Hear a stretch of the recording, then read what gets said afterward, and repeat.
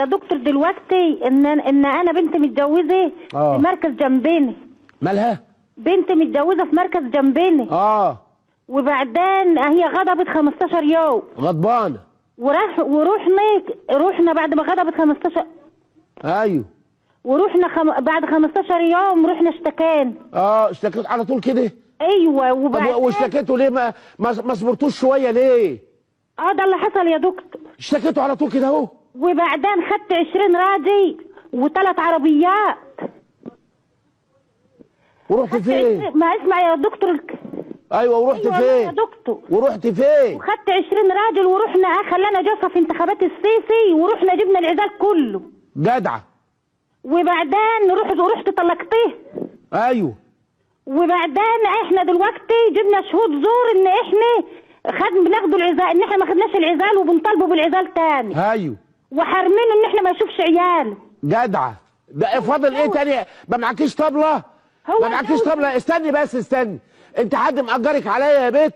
والله يا دكتور ده اللي حصل. وايه اللي جاب انتخابات السيسي للعدوان والافتراء؟ ما من ايامها. لا يعني وبتكيلي لي ورا بعضه وبتعترفي انك هيشيل العيال عنه، عايزه تدخلي الجنه؟ طيب يا دكتور هو نفسه يشوفوا العيال، ولما جه عندنا يشوفوا العيال ضربتوه؟ ايه ليه؟ عشان تدخلوا الجنه ولا عشان يعملوا لكم تمثال؟ احنا ضربناه عشان يتجوز. انتوا عملتوا ضربتوه عشان يتجوز؟ ابن كلب حرامي الادب، كفر بالاسلام. يا نهار اسود يا دكتور. يا نهار اسود. المهم استني بس، يعني بنتك مخلفه منه كام؟ بنتين. بنتين 2. ايوه. وفي عريس جه يقدر يشرب الشاي دلوقتي وعايز يتجوزها؟ لا ما فيش حد لحد دلوقتي يا ولا حد هيجي لك ولا يعبرك ما دام عرفوا انك في توايه وخدت العزال يوم الانتخابات بتاع السيسي. يوم وعجنتوا الراجل عجن لما جه يشوفوا علاده. مين هيتجوز بنتك؟ مش هيتجوز بنتك واحد الا واحد يقدر يخبطك بالشومه اخر. لا طب سؤالك ايه يا زينبو؟ هل ده حرام بقى؟ انا ظلمت البنت. حرامين 2 و4 حرامات و80 حراما بالتمييز يا بت. حرام مين يا بت؟ حرامين و4 يا بت. اشبعي حرامات. حرام عليكي يا اختي.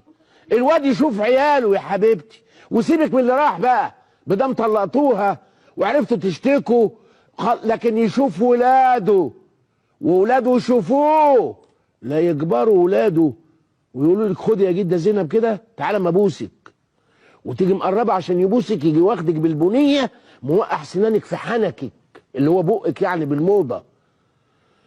الواد يشوف عياله يحرق الجواز على اللي بيتجوزوه بالطريقه دي. الواد يشوف ولاده وولاده يشوفوه. يا زينب هتولعي يا زينب انت واللي جابوك اللي عملتوه ده عدوان.